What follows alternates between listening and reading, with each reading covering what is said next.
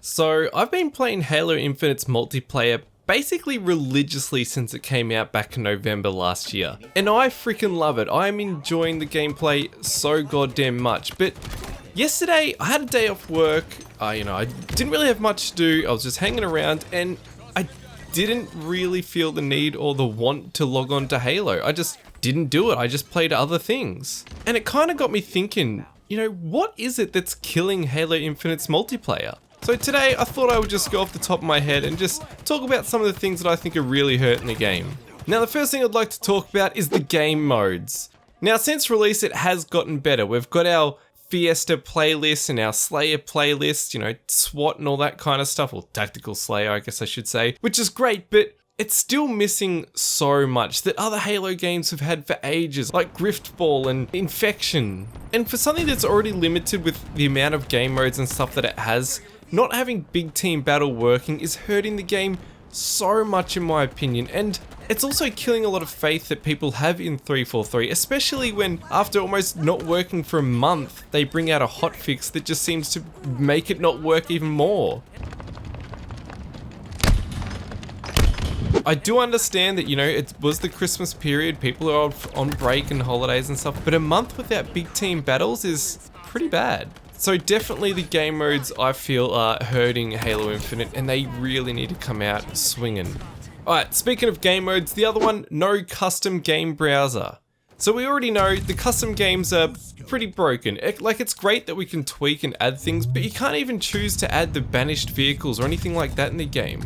And even if you do get to sort of edit a custom game, it's not like you could list it to have people join and people search for games. You can't go into a custom game looking for shoddy snipes or, any of that crazy stuff. Like one of the things I loved about custom games was Warthog and Mongoose races around the old maps and stuff. They were so fun and there's just none of that. So that is a huge community that's just missing out and would keep people coming back and interested because you can find these games and you never know what you're going to come across. Now I do know that Forge is on the way and all that and they will get to it, but for now it's a real bummer.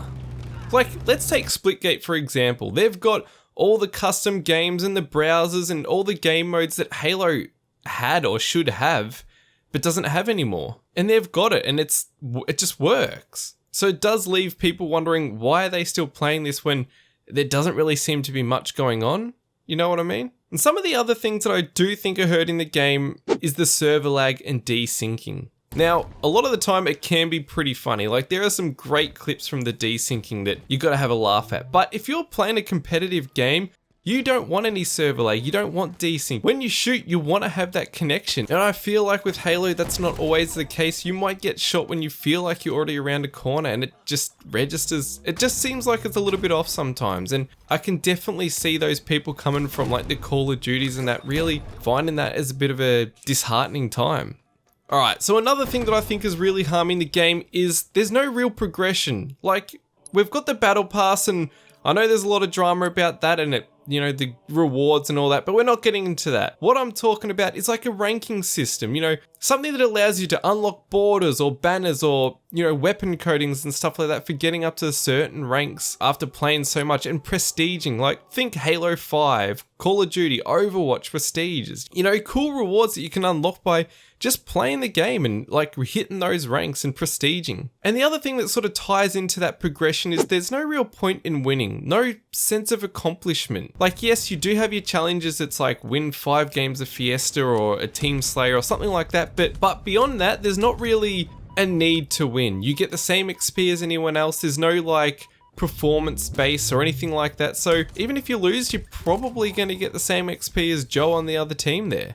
The last thing that sort of ties in with that progression in that as well is the player statistics. There's no kill counts, death counts, your average accuracy, heck, even medals. Like I would love, and Halo has done this before in the past, just a medal tracker. Players want to be able to, see how many splatters they've got or double kills, triple kills, overkills. Like if I want to inspect someone, I don't want to just see how many matches they've played. I want to know how many killtrocities or frenzies they've had. It adds like an extra layer of gameplay where you kind of want to just keep playing and grind out trying to get these medals so you can show them off on your profile. Like you could showcase the medal that you've got the most of and it will show you like how many times you've got like a killing frenzy or something next to your player banner or something. Like, that would be awesome. Or even unlocking things like, you know, you've had X amount of kills with the sniper, so you get a new coding. There's just a serious lack of statistics, accomplishments, unlockables, all that kind of stuff that would really keep people coming back.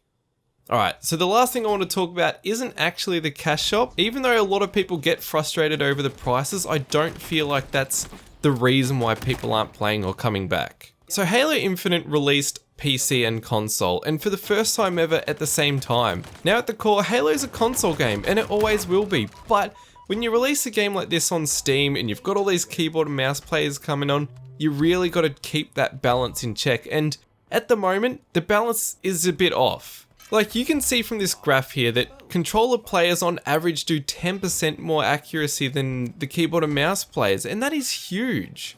Look, we've all seen some of the professional and pro players rage over the aim assist. Well, you didn't have a pistol. Hold on, move right there. Walk right here. Move left and right.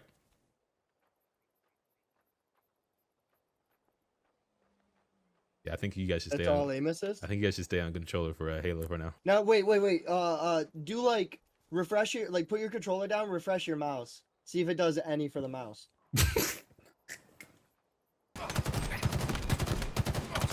Look at it! Look at it! Look!